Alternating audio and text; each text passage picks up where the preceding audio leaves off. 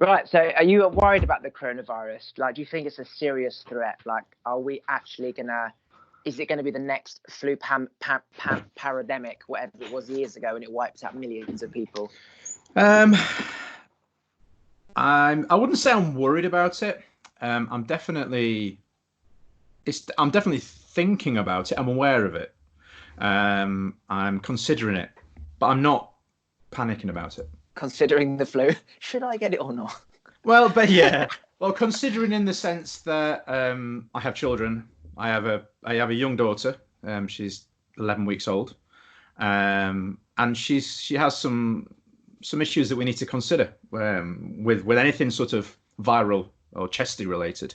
So I'm thinking about it in those terms. I also work with kids, and a lot of people. So I'm aware of it, but I'm not panicking.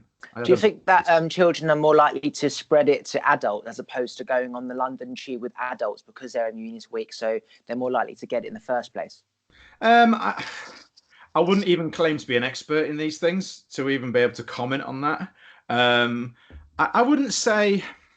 I mean, I suppose kids being kids, they sort of a little bit more tactile.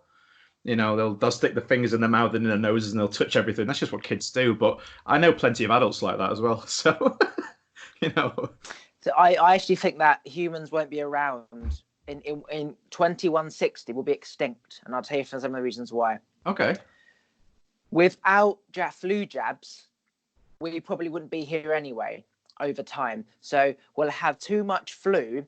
The strains will be so high that our immunes will just be annihilated immediately.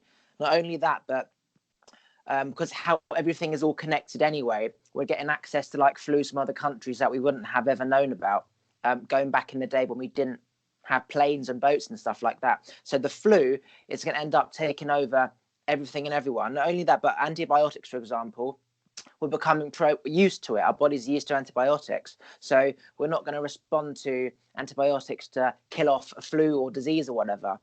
Everyone's becoming gay and lesbian, so we're not going to breed anymore. Water is flooding everywhere. It's becoming too hot over here and it's becoming too cold over here. It's becoming too wet over here. So it's going to cause so much imbalance everywhere that it's going to affect how humans are. For example, like how are we going to get food and drink when everything's flooded and there's no petrol and there's no electricity? How are we going to access everything that's online now? If everyone's ill, then no one can really get close to these people. So how are they going to get access to like life-saving stuff?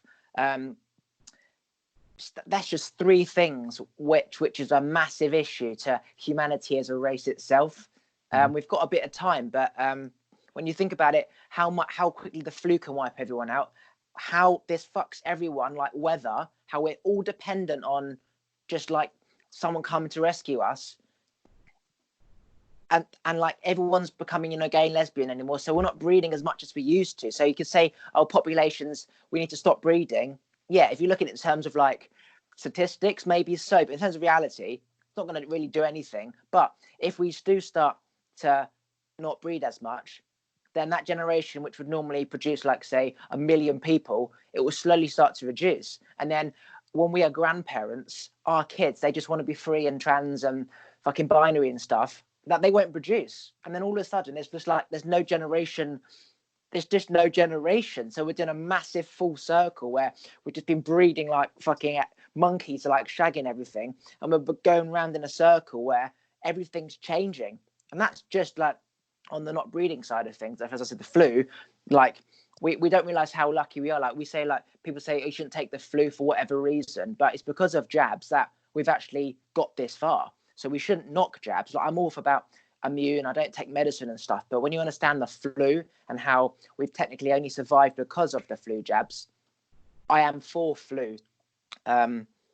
Yeah, anything man has created is a problem. I will find a solution naturally. But if nature has created a problem and man has found something like a flu jab, then I'm all for that. I mean, I believe personally in our ability as a species to adapt. I think there's been countless across the decade, across the hundreds of years, examples of how we've been able to continue to thrive and exist in the face of huge adversity. I think personally, I think society is in a little bit, especially Western society is in a little bit of a messy state at the moment, and I think it's going to take something big to give us a massive kick up the arse to make change. Yeah. Is the current situation that? I don't think it is, but I think these, not this particular situation, but these, when you see issues on the news, so there's a huge event somewhere, it's a massive tragedy, how people come together, how communities I love form. seeing that. I love, even though it's like bad that they're saying Australian fire, exactly. or there's floods in Yorkshire. I love seeing humans come together. It just makes me feel good that we're just all fucking human. Like, help me, and I love that. So it's in there. It's sort of interwoven into our DNA, into our very fibre, our very being, to be that collective unit when needed.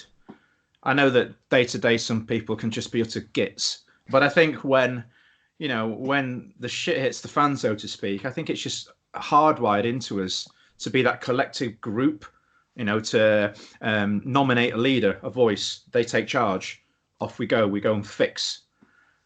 We fix it all, then we break it all again, but Why do you think that we're all striving for that connection, and we look for that connection, but the connection's already there with our next door neighbor? Like, why are we all online trying to find these new people for this conversation, like now, when they can just knock next door and say, let's have a cup of tea? Like, we don't even speak to our neighbors next door until like we really need something, but yeah, we're online trying to find people across the other side of the world. Like, why are we doing this?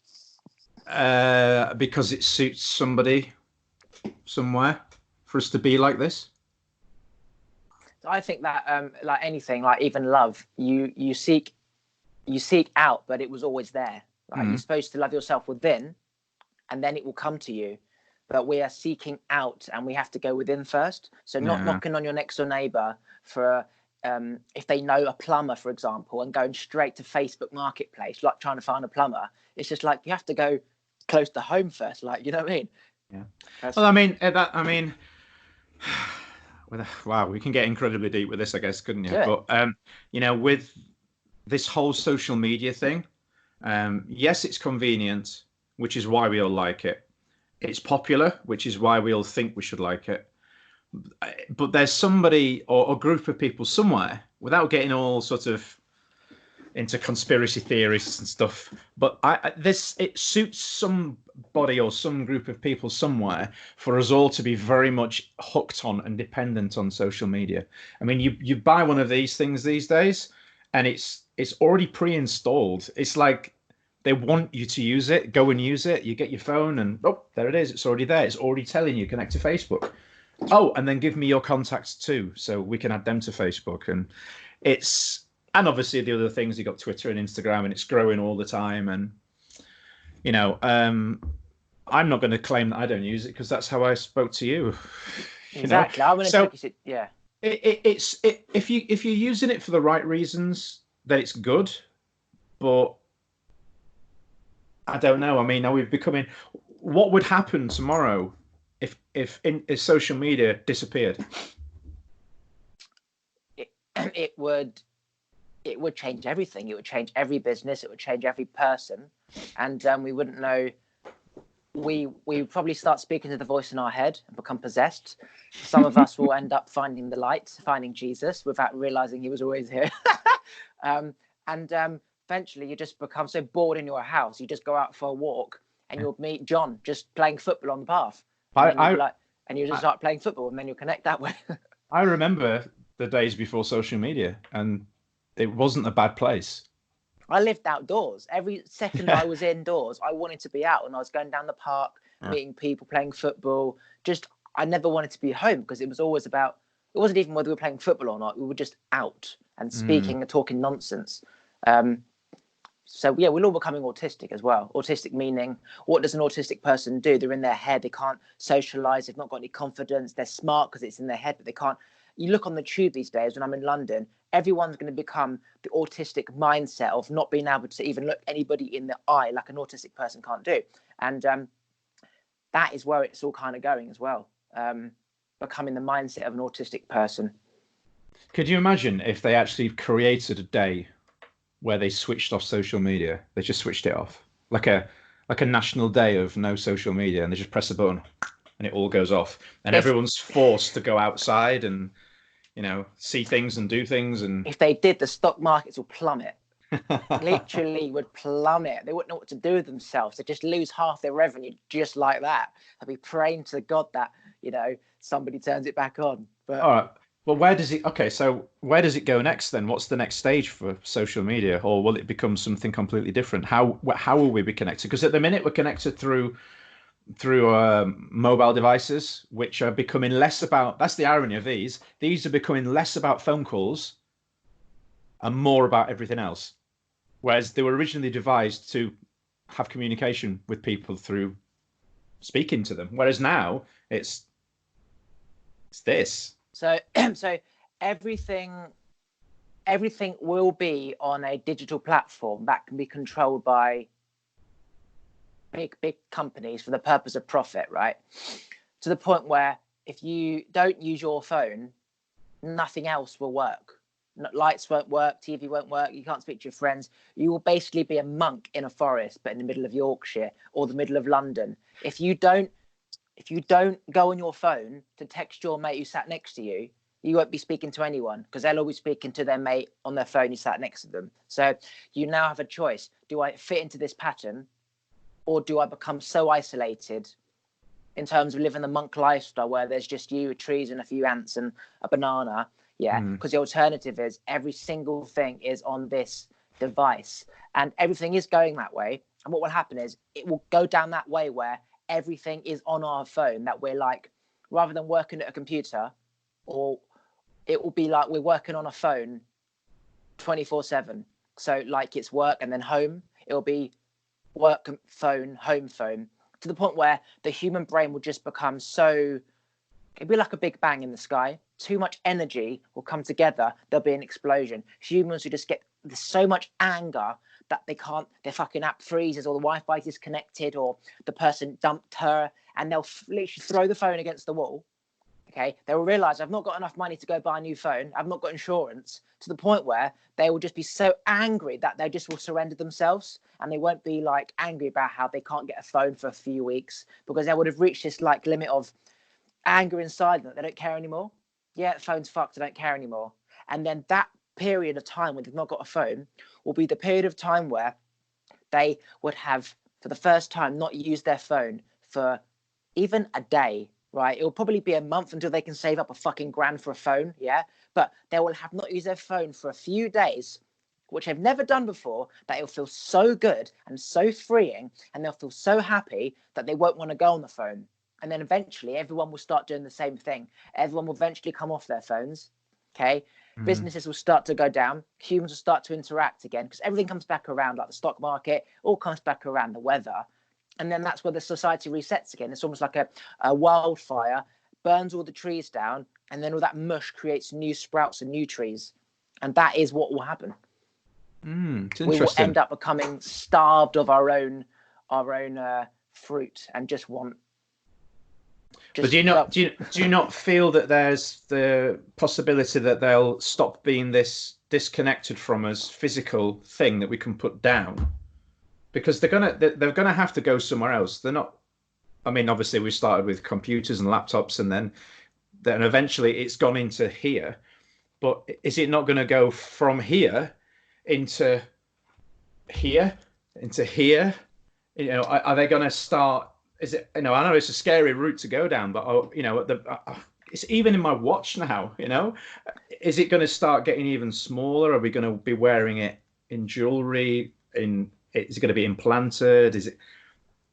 So all these big phones will start to flip, and they'll fold into like a Rubik's cube, where you can fold once, fold twice, and then you can hang it on your necklace, right? So you've got a little phone like this. It all unfolds to the point where there's no limit to how big it unfolds. Because imagine if it's really thin and it all just keeps folding. it can keep folding like a tripod. All the legs go into one leg. Yeah. So that will happen where it will fold. It can unfold. I said to my friend the other day, these smartphones will become a TV, because imagine you can unfold it to whatever size it is, and then the resolution of your face is based on how many like squares I've opened it up to. Well, if I keep opening it up, I can hang it on the wall. I can be in my friend's house and just put up my LCD TV on the wall. Netflix is already on it, and it will sort of adjust to the resolution of how many squares open it is.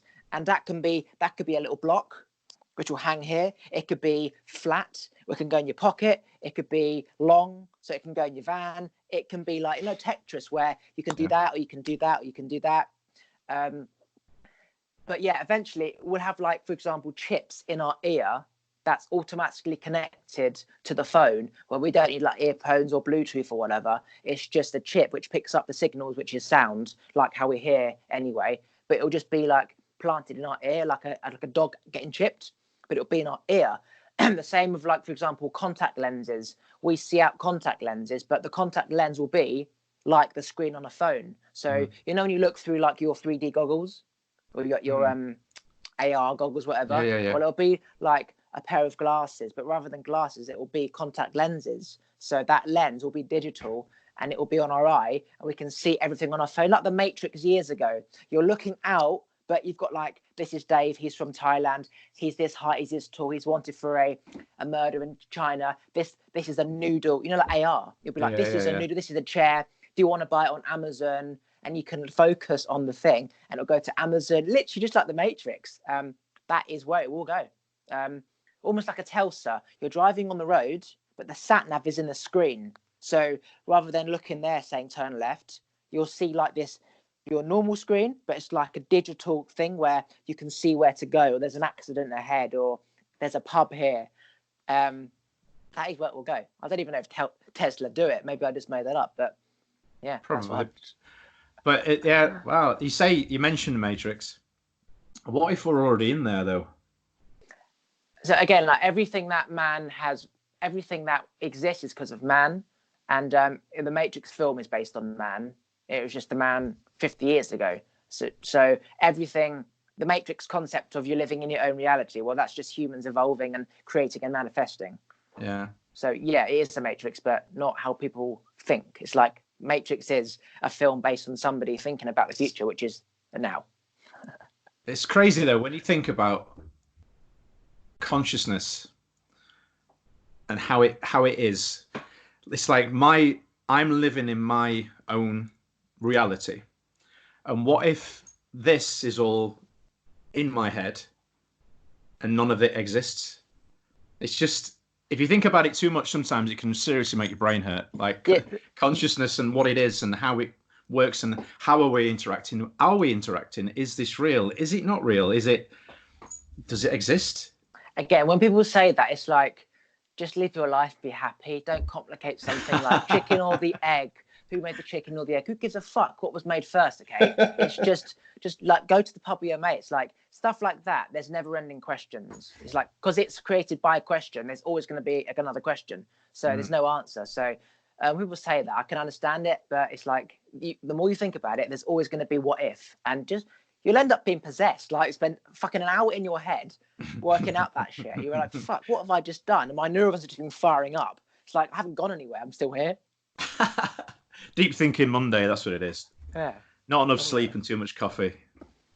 Yeah, like do you wake up naturally, or do you set an alarm? I'm one of those people where if I've got something important happening, if I set an alarm, I'll wake up a few minutes before the alarm. I've always done that. But I'm not somebody that needs a lot of sleep. I never have been, really. So like these days, they say we need 8 hours sleep, right? And if you go back to part of the world which is 18 degrees, which is the optimum temperature for anything to live, you get 8 hours of darkness. So naturally the animals will go to bed when it's dark, and then they wake up when it's light. 8 hours. But because our brains are constantly active, we actually need more now. So this 8 hour thing is nonsense. We actually need like 9, because we're using our brains so much for so long that we need more. Like I've noticed that when I'm doing podcasts and I'm speaking, I wake up 9 9 hours later naturally. When I'm not doing anything, 7 hours, I wake up naturally. So again, it's deteriorating the human brain. Like sleep it's like internet. Sleep is the reason why we can do what we do. Internet is the reason why everything works the way it is. And we take it for granted. Like if there was a massive like electrical interference somehow, it could wipe out everything, and then like nothing works. Like I say, if the poles reversed, then technology dies. Yeah, that one comes up every so often, doesn't it? Every now and again, that'll be on Facebook. Somebody will say, "Oh, this is going to happen on this date," and then we all sit and wait, and then nothing happens, and then we all go back to doing what we were doing before. Yeah, it's all about people wanting to be right so badly, so they say it now, and then they want it to happen, and then when it happens, they say, "I told you," but then the other 50% you forget about because they're keeping quiet because they were wrong. So it's just about people wanting to be right. I used to be like that until I realized, like always wanted to say what was going to happen, so I could say "told you," and no one gives a shit. You're trying to convince someone who doesn't care. It's wasting your time. Yes, especially if that thing you're so convinced is going to happen is a really bad thing. Yeah, exactly. Literally, it'll be like, "See, I told happen. you we're going to get a flu pandemic and everyone's going to die. I told you." Yeah, but you lost your nan. Yeah, you're right, actually. I shouldn't be really boasting about this. Oh, Jesus. Funny. Well, not funny, but... It is funny. You've got to laugh at everything in You've life. got to laugh. Everything that's negative will just end up destroying your soul. Do you particularly watch any news? I like to keep up to date on what's happening. I try not to... Like a wildfire in Peru. Yeah. I try not to take it at face value, though. I do feel that the news isn't necessarily a reflection of what's really happening. It's the version of events that they want us to know or think. So I will tend to go out and find information from various sources rather than just watching the BBC News or ITV News. I just think that that's a dangerous place to be, is to believe the information that we're fed from one source. I just think that's just bad. I think you should seek out information from multiple places. Like every how we feel is a feeling, yeah.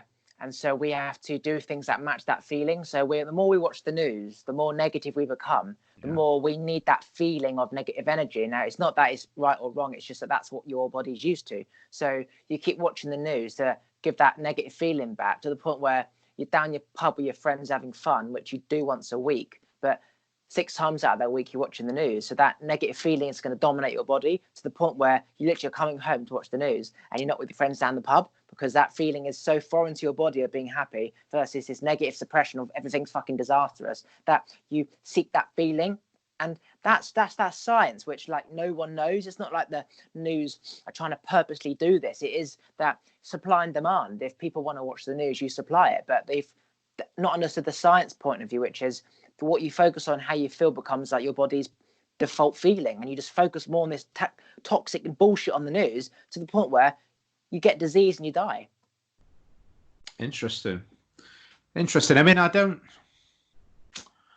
know necessarily that being aware of what's happening in the world is always negative. I guess it's subjective. It's how you perceive it. If I know that there's a famine in Africa or a bushfire in Australia, they are negative events, but how I process that and choose to act on it doesn't have to necessarily be negative. I could choose to do a charitable event in a positive way to help those people that are affected. So it's all about balance, isn't it? And how you process that information. I think, if you go in and sit down every night purposely just to be really sad about everything, then you're going to feel that way, aren't you? So you think that as long as you are making a charity event for the wildfire, for example, that it's okay to watch the news and feel shit because you're counteracting it? Well, no, I'm not. I think it depends on how you go into it yourself. I mean, the reality is that the world. Well, that's the reality. That's subjective as well, isn't it? But the world is a hard place. Life can be a hard place. But we can choose to be negative about that or go and look for the positive. And I like to know what's happening in the world, especially in a world where, in 10 years' time, my children are going to be adults interacting in that environment. So I like to know what's happening, what potentially might be happening further down the line, that sort of thing. Do you think that everything media based is going to become independent and private? For example, like what we're doing now, okay, rather than it being in a massive studio in London with a £50,000 camera, it'll just be you in your little studio in your bedroom with an iPhone camera. It'll be the same thing, but you won't rely on TV companies to give you the gig. It'll just be on your own website. I think that is becoming part of the bigger picture, but there are global corporations and people out there that will not allow that to happen.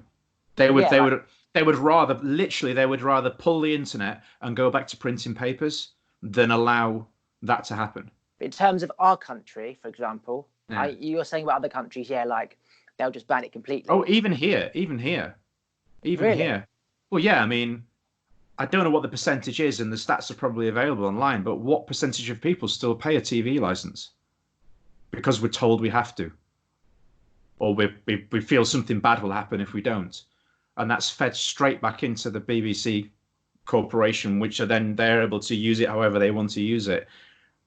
And obviously part of that is being used to create multiple news channels and tell us the news they want us to tell us. I'm not saying it's some massive conspiracy or anything, but it's happening. So, for example, if this was being live streamed, right, and throughout the year, the viewers watching live right now become, say, 10 to 1,000 to 10,000 to 100,000 to eventually 1 million, for example, like a Channel 4 show. Yeah. And we're making money through advertising, just like the TV programs do. Yeah. Do you think that somehow someone will come along and shut it down somehow if it's being on my website, for example? Somehow. If it got to a point where it was genuinely becoming a concern for those people involved that are making a lot of money or have a lot of control or power, they would find a way to shut it down. They would find a rule, a loophole, they'd create some sort of clause, something that would shut it down. Absolutely. So the only way it'd be shut down is Namecheap, who hosts My Domain, for example, would not let me use it. Okay, I'll go to GoDaddy, whatever. So all those would have to block me. Right. And then the hosting server like Weebly or whatever would also have to block me. So then I'd have to go from straight HTML to like the web, however that is. Right. And then it's like, who controls the web? At that point, it's like, OK, who does control the web? Can you shut down the web to shut down me, for example? Do you reckon that is possible? Absolutely. I mean, you've only got to look at places like China, for example, and the restrictions that they have on their internet and the media that can go out. North Korea. It's completely doable. So you can shut down the Wi-Fi and the 3G. You can so go to GIFGAF, block them, and go to Sky and block them. It's not so much. It obviously, we've got our handsets or our mobile devices that can output the signal, but there's got to be some way of that then getting to somebody else. And if those channels are blocked, it'd be like if you had a megaphone and somebody pulling the batteries out. You've still got the megaphone, but there's no batteries to power it, so there's no sound getting out.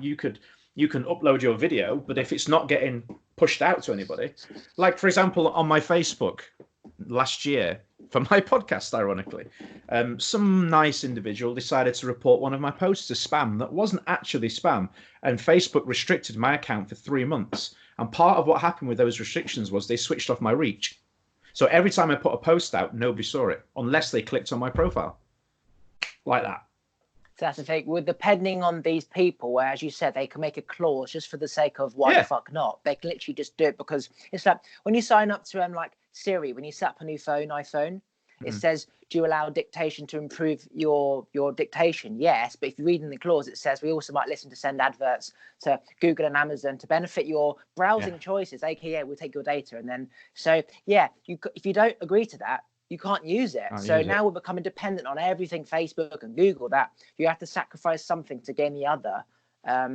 So yeah, they'll find a clause where somehow, somewhere, if you do this, but it all comes down to like somebody trying to influence or control. Like, Yeah, absolutely. It's like I don't know the names of the recent the copyrights clauses and acts that they're trying to put through at the moment, legislation to make it illegal to download different content from the internet. I can't remember what it was. There was a big thing on the in the news, ironically, about it last year. That's yeah. They're always going to if people are making money through something and people higher up aren't getting a part of that, they'll do something to change it so that they do get part of it. That's just the way it is. So do you think that's more about power or just a business model, aka a businessman's model is to make as much money as possible through for supply and demand, and it doesn't matter who's creating the supply and demand. If there's an opportunity to make profit, they will. Or Absolutely. is it literally about power and having control over people? Well, I think those two, both? they just go hand in hand. Yeah, you can't separate having power and making money. They're too interwoven. Somebody somewhere is always making money out of every situation. We may perceive it to be good or bad. For example, one of the most divisive situations this country has faced for as long as I can remember is Brexit. If we've left, and there will be people now making money as a result, and there are people losing their businesses. And if it had been the other way around, the exact same thing would have happened. There is always somebody in place with ready, and then there are those people above that will be making money either way. So is that just about versatility and adaptation? Like when the wolf is watching the deer, okay, as soon as the lion looks away or the wolf looks away, and then the deer runs. Is that just like life, like adapting to its environment? I think some people are just better suited to being able to adapt in that way. I think some people are better able to choose to adapt as well. I think some people, whether they realize it or not, they're making the conscious or unconscious decision to not adapt. They're just so stubborn that they will not. I think this and I will not change. Even if it's at the detriment to their financial stability, their friendship circles, they will just refuse to adapt, refuse to change, because that's just in their nature to be like that. Do you think stubbornness is like you can change stubbornness, or is it inbred so far since like parents are modeling them and your childhood that you can't change? No, we're all given the choice to change. We're given the choice, but in terms of actually changing, is it possible? Yes. Yeah, we absolutely. I mean, we have all of these, shall we say, automatic responses in us that are maybe predetermined, but at some point there is a thought process. There is a yes or no. If you simplify it, do I do it? Don't I do it? Do I do it? Don't I do it? And we're presented with it, and we have the choice. It's whether we choose to or not. I was the real simplified example of this. 2 years ago, I was teaching a class, and somebody made the comment that it would be impossible to give up coffee, so caffeine-based drinks, sugary drinks, chocolate, sugar, sweets, or everything all in one go. And I said, yes, yeah, you can. Absolutely, you can. And like, oh, no, it's impossible. You can't because of this, and I said, absolutely, you can. And so I did, just to prove a point, because it's what I'm like. And for several days, I felt like hell. Absolute hell. But after that 2 or 3 day period, I actually felt better. Yeah. And I realized I felt better. But you know what? I'm drinking coffee again because I made the choice. I was given the choice to not do that. And I already knew the benefits of not doing it, but I chose to start drinking coffee again. See, isn't that amazing how I'll stop drinking coffee again as well if I want to. That is amazing how we don't even realize what the things we're putting in us is how it's making us feel, because we're so used to feeling a certain way that just becomes the norm. And like you said, I did the same. I removed sugar and salt and carbs just because I was going with the feeling of what made me feel better, not because I'm for diet reasons or whatever. But the more I removed certain foods, the better I felt, to the point where every time I ate those foods again, I felt like shit. Yeah. So yeah, we're all feeling so shit all the time. We don't even realize like what it's like to feel good. Yeah. But this comes back around to what we were saying before, is that is that by design? As some are we now, the difference between I'm choosing to drink coffee, nobody's making me drink it. But the foods that we buy, the processed foods that we buy, the genetically modified vegetables that we buy, somebody's making that choice for us. Is that for a reason other than profit? Anything has to be regulated, and depending on the laws of the regulation means that they can get away with whatever they can. So, for example, if you can get away with putting, say, opioid in crisps because it's legally possible, yes, even though it's not morally right, then in terms of profit, then yes, I believe that they will try and do that, okay, because it's based on profit. It comes down to, again, how do we expand the business? How do we get more customers? What can we put in legally to get people to enjoy it and come back? And it's all part of, if you like chicken flavor, we'll put chicken flavorings in. But if MSG is legal and we know it's addictive and it increases the profits by, say, fucking 75,000, whatever, then you're going to do it until it becomes illegal. So, it's not like one person saying we're trying to control humans, put this in, that in.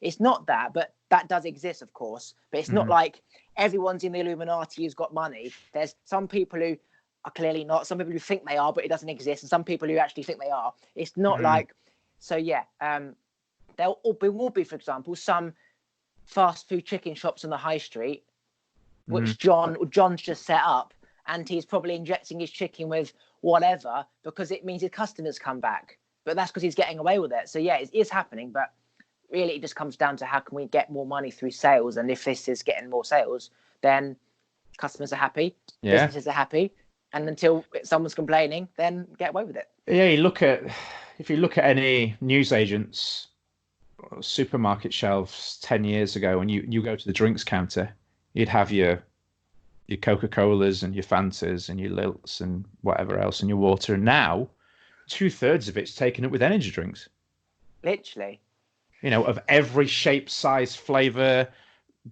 It's just everything. You go in and it's just there, and then you're actually having to search. Where's the water? Where's the goddamn Coke? Where's the Coke? Oh, the Coke's down there. Oh, and they've put like massive. You look at the bottle and it's tiny and it's like £1.50, and then you look at the energy drink and that's 90p. And you're like, okay, I'm gonna get that one. And you're like, fucking 20p for a Freddo. It was 10p like 50 years ago. Yeah. It's almost like we're being pushed in that direction now. There's really, I mean, the back of those energy drinks, when you look at them, the listing, it's like there's more in them than like a shampoo bottle list. It's crazy the amount of stuff that's in there. And it's literally all man-made, which is obviously worse than nature. You look in Coke, for example, you've got like citrus, lemon, syrup. Yeah, these are kind of like natural ingredients. When they say it's like 30 teaspoons of sugar, it's not 30 teaspoons of what you would call sugar that you put in your tea. One, yeah, two, three. It's not that. It's got the fructose, glucose, all the coses, right? Different forms of starchy whatever. If you were to equivalent that to a form of sugar, then yes, it'll be 30 teaspoons. But it's not like 30 like casting sugar. But yeah, until there's laws, for example, on like energy drinks and stuff, companies like anything will see a market and they'll do it. It's like cryptocurrency. One does it and then they all do it. Open up a chicken shop. There's more chicken shops. If you can get away with selling Red Bull, do it. Like anything, if everyone can be doing this in their room until BBC or government say you can't be doing that, people get away with what they can until they can't. Yeah, and then now they've got huge names endorsing it as well. The thing that gets me as well is you've got professional athletes endorsing energy drinks. And the two it just doesn't seem to make any sense. But so in life, it's one before two. No, one before two if one's okay. If one isn't okay, no, a sec. It's two before one if one's okay. I can serve you if I'm okay. But if I'm not okay, it becomes me first. So he is getting like say paid 100 grand to drink a Red Bull. Anyone would do that unless they're already rich enough that they don't need to do that. And it's just the way it is until he's got enough money, for example. Everyone's going to do it because we're trying to survive. Everything's very expensive. You got to make money where you can.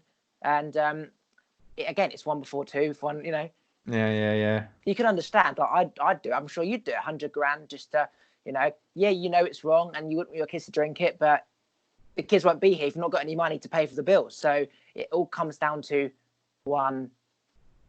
two before one, unless one isn't unless one isn't okay. I'll go and look that up later. I've not heard that one before. Not heard that one before. That saying, yeah. I'm gonna go and look that up. No, I made it up. Oh right, did you? Oh, get that on a t-shirt. Yeah, it's like Get it on a t-shirt. it's two before one if one's okay. If one isn't okay, two doesn't exist, because it then becomes about me and my survival. Well, I like it. It's like if like animals around a carcass, if there's a load of meat, then I'm not going to fight you for it. You can have a munch over there. But if there's all of a sudden like 600 animals and there's only enough food for say 500, it becomes dog eat dog. I did like you, but now it becomes about you or me. Because if I don't have a meal, I'm going to die. So I'll fight you for it. Like it. Getting messages coming through on my phone. How's the irony of it? Do you do podcasts in person or actually or just online? Both. What do you see? Where do you see it going in terms of the future of podcasting? Oh, wow. Where's it going to go? I mean, obviously there's a boom at the moment. There's a massive boom because the technology is becoming more accessible. It's easy for people to do. And there's almost like a copycat syndrome as well. Like, oh, they're doing it, so I'll do it. And mine's been going now for nearly 2 years. So I'm sort of out of that new stage. But where's it going to go? I don't know where it's going to go. I mean, there's something for everybody now, and that's the cool thing about it.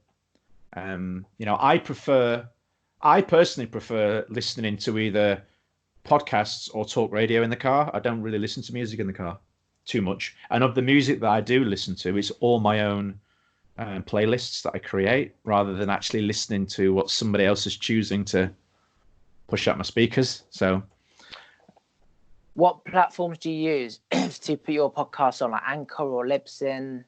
Do you know what? I am super old-fashioned, and I upload through SoundCloud and then push it out to everything else from there. So, like social media? Yeah, it works for me. I mean, and the majority of our listeners go through sort of Spotify and iTunes, but I just get it out, and then it, does the rest for me. Do you monetize at the moment?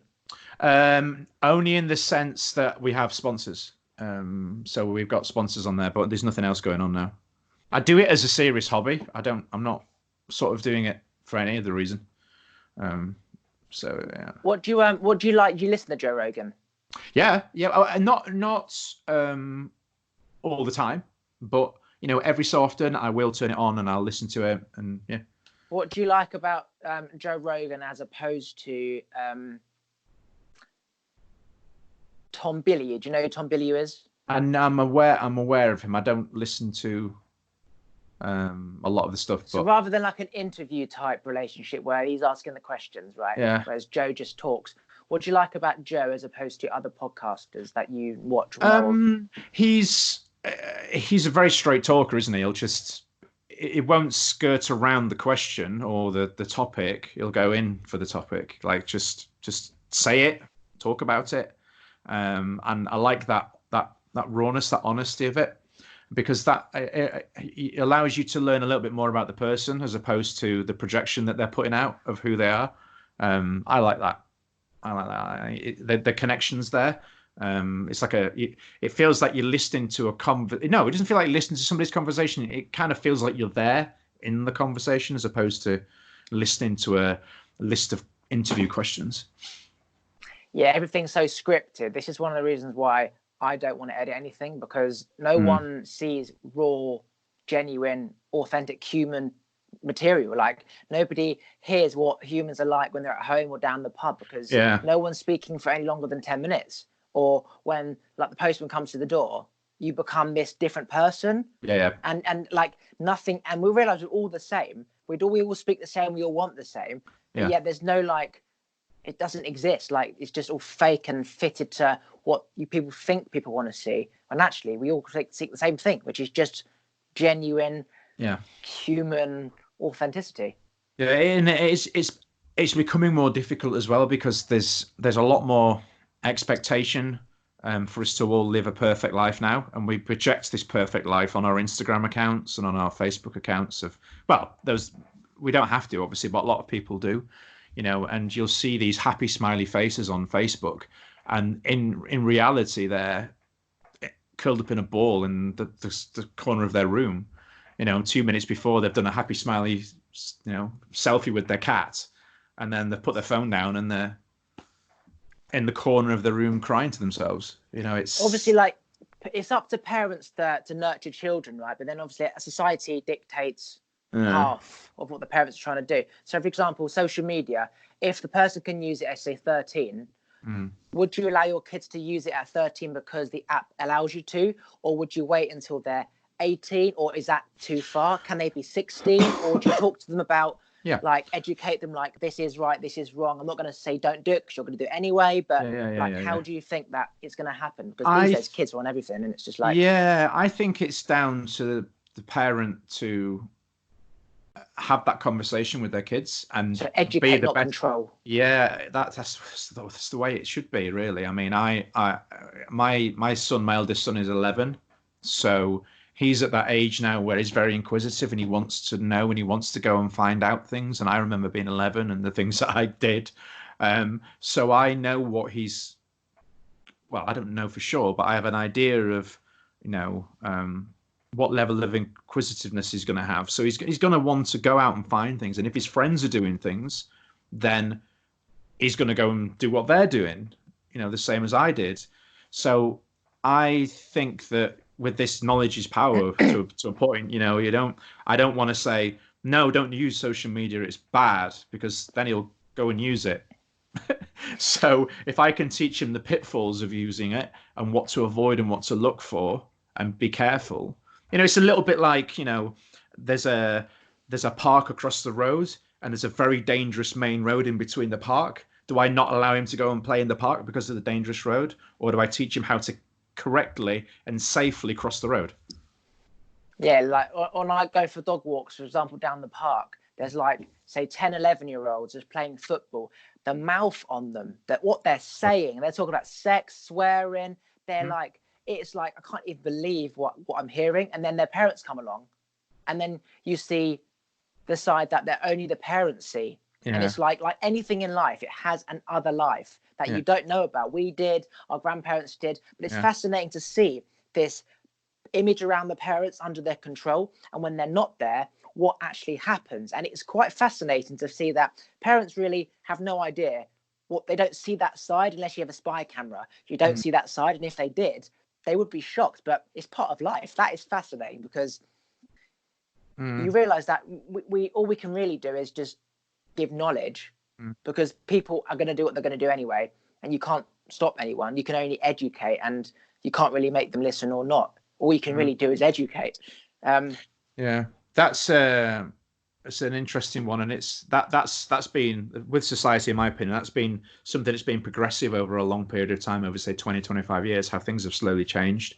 I when I see the way some kids behave now, I wouldn't do that out of fear of somebody finding out, whereas now they just genuinely don't seem to care if somebody finds out. That isn't even in their head. I won't behave like this because I don't care if somebody finds out, because they won't do anything. So so like discipline of how it used to be in our parents' days, for example, where you would like respect and not do it. Now everything is influenced by everyone else. Now you give up because it's easier to surrender because all their parents are surrendering, and you don't want to be the strict parent. And so now you surrender to the pressure of society, which is based on society years ago, and it's like a followed pattern where you give up disciplining because everyone's weak anyway, and it's easier to just not give a fuck because shouting and disciplining all the time is stressful. And people just give up. And like once the dog knows that you're not going to tell him off when he leaves the wet paws mat, he's just going to sneak off and go on the bed. And if you don't say go back to that mat, he knows that you're not going to do anything, and he's just going to keep lying there until you just give up and don't say anything. And it's like, well, he's not giving up, but it's not doing that because he's trying to be a prick. He's doing that because you're not saying he has to. Like, he doesn't feel the discipline. And it's up to the discipliner or the teacher or the parent. And this is why so many teachers at school are teaching at school must be horrendous now, because it was horrendous when I was at school, but there was some form of respect. But I just feel for the human side of a teacher who generally wants to teach, and nobody wants to be taught. It's learned behavior as well. I mean, I mean, we see it now with social media again, which it always keeps coming back to. But something will happen. Timmy's at school, and Billy punches Jimmy in the face, and then the parents go in, and then one of the parents is shouting at the teacher, and so then the teacher's stressed, and then the parents shouting at the head teacher, and then they're all shouting about it on Facebook. And then there's petitions, and then they're outside with the placards. Fucking bollocks, yeah. And all that. And, I remember going home with my report card things, worrying about what the teacher was going to have said in that report, so that when my parents read it, because they would have been so annoyed if it was bad. But now, if you take the report card home, and the parents read it, and the teachers dare to write something bad, they're straight in the school. You blame the teacher. They're straight in the school going, "How have you written this about my Timmy? He's da, da, da, da, da." And then they photograph it and put it on Facebook, and everyone's going, "Oh, your little Timmy's perfect. How dare that teacher say those things?" Da, da, da, da, da. And it's just become so like that. I could not work in a school. I couldn't. I mean, I teach kids, but I'm in the fortunate position of, they come into my school, and my rules are set out, and if they don't like my rules, they leave. And it's as simple as that. If they don't like it, they leave, and if they don't follow them, they leave, because we remove them. And some people, they just don't have that. They just have no concept of that as a thing. They don't know how to work. It's like, we'll have a rule, don't do this, and then they don't follow that rule, and then I say, okay, leave please, and they're like, whoa, what's this? It's like, yeah, that's how it works. It's there for a reason. If there's no consequence for you not following that rule, then everybody else will not follow that rule. So it's very simple. But society, it just doesn't seem to. It just doesn't seem to function like that anymore, which is sad. Yeah. One of the other factors of why we'll be extinct by 21. It's come back round again. 2012 is because governments will lose control of people, because there'll be too many of them. Well, there'll be civil wars in every place, like Texas, fucking Yorkshire, fighting with Yorkshiremen over my land.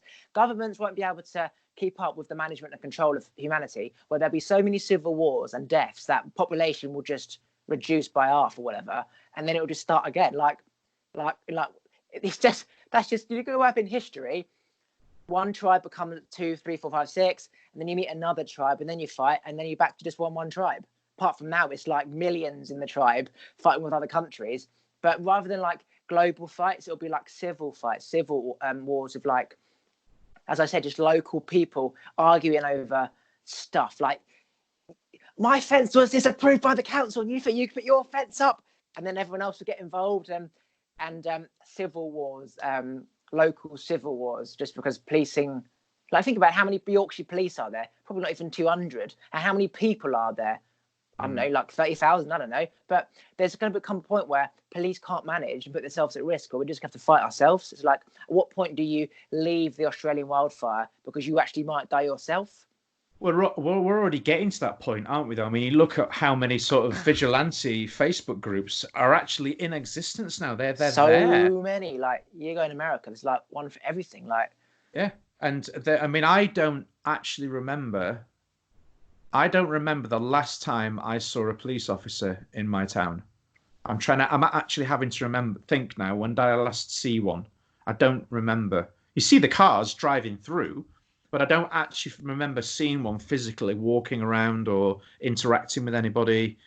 But I can tell you the last time I saw a smashed window or a smashed bus stop, or which local shop was targeted, or the kids that were throwing the eggs at the window. I can tell you all of those because social media tells me.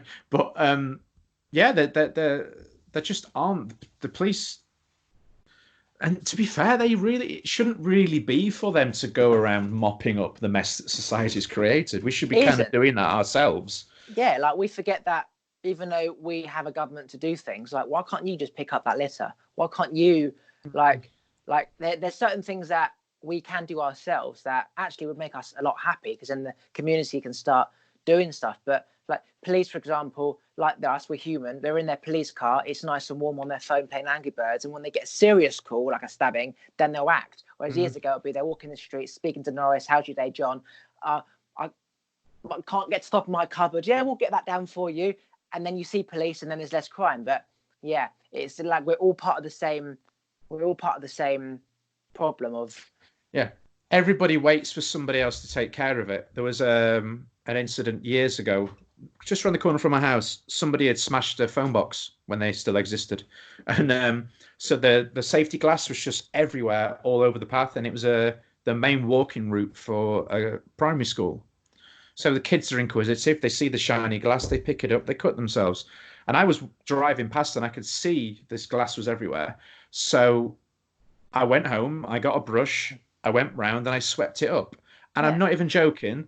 The shopkeepers in the shops opposite they came to the door and watched me. Why are you doing that? Let the council do it. They literally came and watched me sweeping up the glass with a cup of coffee and didn't even say anything. It's like, I'm thinking, what a weirdo. Why is he doing that? Yeah, exactly. Leave it for somebody else. It's always somebody else's job. Yeah. And I think some of that as well is that's brought on not just from laziness and expecting somebody else to sort it, but also from fear of, if I do it, should I do it? And if I do it, will I get in trouble?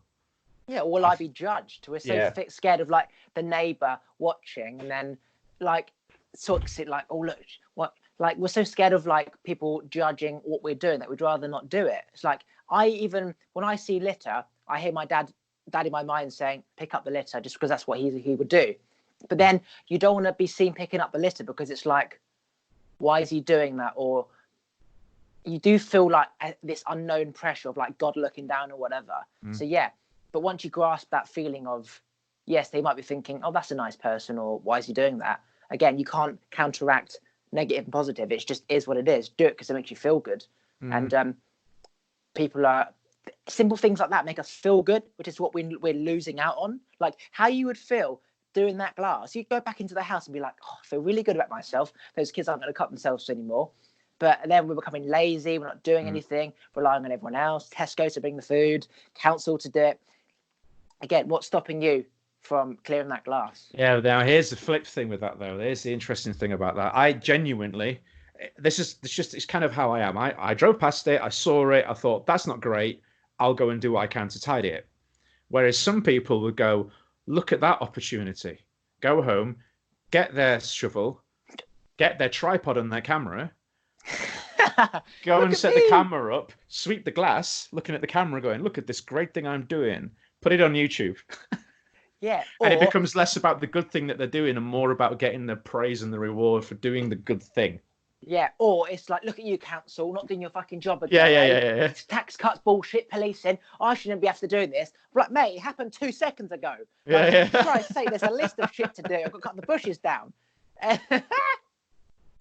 Yeah, that's just a crazy. Yeah, and it's like council aren't doing their job again. It happened 2 seconds ago. Yeah. I watched him smash it. Yeah. Nothing to do with the council. Exactly. But that's what it's like, though, isn't it? Is, some people do see those opportunities, instead of being a good thing to do because it's good, a good thing to do because I will get attention and likes because I'm doing the good thing. So it becomes less about doing the good thing and it becomes more about getting the praise and feeling good for getting the praise. It's like really, it's like everything's filtered now, isn't it? It's you can't just do. And then there's those people that will go, oh well, you're just doing that just to be like that. It's like, well, yeah, I am. Yeah, but why are you doing that? It's just it's all this pressure coming from every direction. And like putting that video of them parents talking to the teacher about it goes viral. Now you can make money. So now it becomes about me and my kids and my family and my bills based on money from this video about my kid being a little shit at school. But it's okay if I'm making money to go on holidays to Spain. I don't give a shit if he's a little shit. And that becomes about the like money over education. It's like, because it comes down to survival, and education is about survival and jobs, and it's very, very complex society is now. And I don't know, we should end on, do you think that is going to get better, or is it only going to get worse? So we're speaking about this because of back then, but in 1,000 years' time, will they be speaking about now? Does it always just evolve? I think my personal feeling on this is that nature has a way of correcting itself, and we will reach a point where it's so messed up that it will correct itself. It does make you wonder if we've been here before and done this all before. The more things that people keep finding, and this significant find, and I know lots of people get into the whole thing like pyramids and all that, but I'm not going to get down that rabbit hole. But I think, have we as a species, have we been here before? Have we done this before? And I'm not getting all matrixy about it, but could we have evolved, got to such a point, wiped ourselves out, start again, start again? I think we're going to get to a point. I don't think it's going to be any time soon, in our time. But I think it will happen. We'll just evolve to a point where we'll wipe ourselves out, and there'll be that apocalypse. How weird is this though, right? It's like foreshadowing it. How many apocalypse-based TV shows and films are there? It's in computer games, it's in videos, it's TV shows. Everyone's obsessed about zombies, vampires, death and destruction. We're all just taking it in like we want it to happen, almost like it's going to happen. So we can star in our own movie. But it's everywhere, isn't it? It's everywhere. Everything is about apocalyptic. All the most popular television shows are all about really bad situations happening to us, and the world starting again. Yeah. So who knows? Right. Let's stop it there, and we'll speak afterwards.